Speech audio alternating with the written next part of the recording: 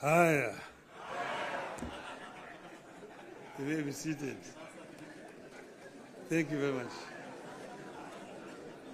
Your Excellency, President William Ruto, who is also the party leader of UDA, leaders of the two political parties, ladies and gentlemen, Amjambo. The ODM people here. ODM. ODM. ODM. You see, wako tayari. Well, I'm very happy to stand before you here this morning to talk to you after a long period of absence. As you know that in the last 6 months, I've been engaged in the campaign on the continental platform for the position of the chair of the African Union. Some people ask me why did I decide to run for that position. And I say that I was approached by senior leaders on the continent who, when they saw that that position was becoming vacant, they needed somebody with a Pan-Africanist ideology to go and try to set that movement in the right path so that it can achieve the objectives for which the founding fathers formed it. So they then sent the former Nigerian president, President Obasanjo, to me to come and persuade me to run. And after a lot of soul searching, I made a decision. And some of you will have seen me with President Obasanjo on my side when I announced that I was going to run for the position of African Union chair. I did not expect to be supported by the Kenya government. But out of blues, President Ruto announced that he would support my candidature. I thought this is a better way to get rid of him. Good riddance. I would say that, in respect of the motives, he actually was genuine because he followed that announcement by giving full support to my candidature. As you know, you cannot run for the chair of African Union without being sponsored by your home government. You cannot just sit somewhere there and say, Mimi ni Professor Kithure Kindiki, I want to be a chairman of African Union. You will not even be seen. Your name must be presented by a government official through the embassy of Kenya in Addis Ababa. And this they did. Not only that, they put also the machinery behind my campaign. And Mr. President Ruto himself called various presidents and made an appointment for me and also persuaded them to support my candidature. He himself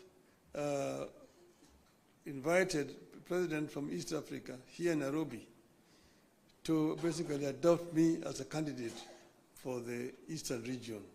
And this they did. So Kenyan ambassadors in all those foreign countries were also informed and that they would support my candidature. And whenever I went to, they received me at the airport, took me to the hotels, and also took me to meet with the president. I was able to meet more than 40 presidents on the continent. And I traveled Africa from east to west, south to north, like never before. As you know that I have been the high representative of the AU on issues of infrastructure. So I'm not actually strange to these issues, to the continent. But it gave me a better opportunity to now understand problems facing many African countries firsthand from the leadership of the continent. Let's know that our continent has suffered seriously from innovations from outside. First was the slave trade that took so many of able manpower across the shores to go and work in the building of Americas, both North America and South America. Some were taken to Arabia, some were incarcerated there and died there. So that was the first. Then came colonialism, where they went and set somewhere in Berlin and partitioned Africa according to their interests. British, French, Italian, Portuguese, and so on and so forth. So Africa has suffered seriously. That was colonialism. Then when Africans fought for independence, they granted it, but it was a flag. But then there was also neocolonialism that came about, and Africa has continued to be marginalized. So I saw this and came up with a program of how we were going to deal with these issues. We campaigned strongly, and we went to Addis Ababa quite confident of victory. Before I went there, the women here, Orange women in Nairobi, organized a prayer meeting for me in Bomas of Kenya. And they prayed for my success. And I told them that they were only going to do two outcomes in Addis. One, we would win, in which case we would have succeeded. The other one, we would lose, but we would also have succeeded. Because I told them why, we will come back home. So east and or west, home is? West. So we are here. So when I came back, I went to meet with the president in Mombasa to thank him for the support that the government had given me during that campaign. And he was, of course, very gracious. And at that time, I found when the two teams from the parties had worked out on some documents that they wanted to be signed, I told him I cannot sign the document until I've consulted our people, my people. So I took time. From that time, I went to Kisumu. I met with the professor. I met with leadership and elders in Kisumu. I went to Siaya. I went to Migori. I went to Homa Bay. I went to Busia, where I met with all the leadership from all the 5 counties in Western. Then I went to the coast. I was in Mombasa. I was in Malindi, in Kilifi. I was in Kwale. I came back. I went to Wajir. I came back. Yesterday I was in Kisii. I was in Narok. I was in Nairobi, here in this same building here with leadership of Nairobi. That is what you call random sampling. And I think I managed to get the feeling of my people, my supporters. And that's the reason why I am today able and confident to sign this document. So I want to say this of note. Today, you have signed a memorandum of understanding between Orange Democratic Movement and the United Democratic Alliance. The cardinal goal of the MoU is to help ease the prevailing tensions in the country, reconcile the population, alleviate their suffering, and move the country forward by addressing the critical social, political, and economic issues our people are grappling with today. As leaders of the largest political parties in the country, we arrived at the understanding that in a time of significant changes and challenges to our nation, it is not enough to merely grandstand or stand aside and criticize, easy as those may be. They say any madman can kick down a barn, but it takes a good carpenter to build one. We have agreed to help build a barn for our country, rather than merely kick down what we have. We have agreed to use our parties as a broad platform, bringing together various voices, opinions, and concerns to address the critical challenges facing the country through a formation that is truly national and inclusive in outlook. A core problem we agreed to prioritize is youth unemployment and resulting hopelessness that has made them easy fodder in political contests in which there is nothing tangible for them. In this MoU, we agree to embark on steps to realign the country's economic, social, and political priorities to address the youth agenda that has progressively fallen behind in the last 62 years of our independence. Through this MoU, we commit to uphold the Constitution, the rule of law, and respect for human rights.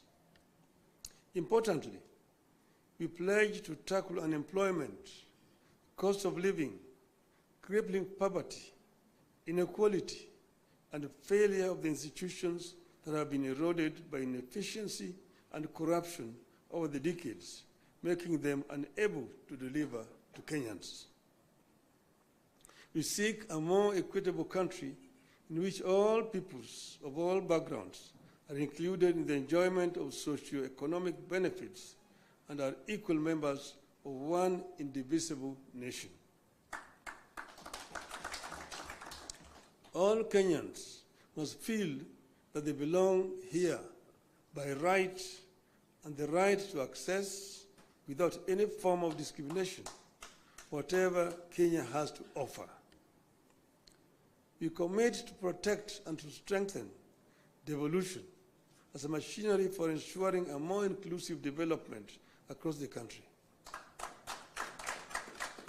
In this regard, we will be tabling a proposal that the unbundling of functions that has been recently concluded, counties should get not less than 450 billion shillings in the 2025-2026 financial year. We will also seek the faithful flow of funds to political parties, being vehicles for the channeling of hopes and aspirations of the people. We will use this platform to revisit the constitutional provisions on leadership and integrity, corruption in public life, fundamental freedoms like free speech, protest and assembly, and preservation of the rule of law. We recognize that many of the issues this country is struggling with are as old as the country itself. It will take mutual trust between leaders and the creation of a conducive environment for them to be tackled with honesty and objectivity in a broadly constituted formation. As leaders of our parties, we commit to hold regular consultations on pressing issues, exchange expertise and information on the best practices in the governance of the Republic of Kenya, and facilitate and participate in public activities of interest to the people of Kenya that relate to their problems. We make it clear that the memorandum we have signed today does not define the formation of a political coalition between ODM and UDA. However, its successful implementation could inform the basis of steps toward the establishment of a broadly constitutive and progressive formation for a stable country in future. We urge all Kenyans who are interested in having a stable, inclusive, and progressive country, devoid of grandstanding and alienation of whole communities and regions, to rally behind this formation in the interest of our nation. God bless Kenya. Thank you. My pleasure now to invite my brother, William Samoei Ruto, to come, the party leader of UDA.